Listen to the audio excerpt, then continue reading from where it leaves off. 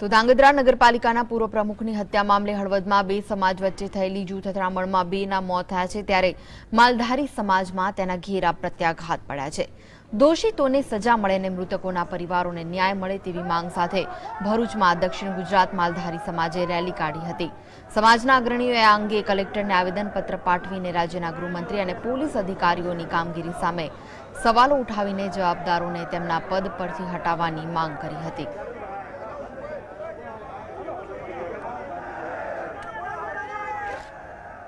इंद्रसिंह झालानी बेसणामां मोटी संख्या में क्षत्रिय आगेवानो भेगा थवाना हता, क्षत्रियो भेगा थवाना हता अने गुजरात सरकारना गृहमंत्री श्री प्रदीपसिंह जाडेजाने पण आनी खातरी हती अने तेओ पोते पण आ बेसणामां हाजर हता अने मोटी संख्या में क्षत्रियो बेसणामां आव्या।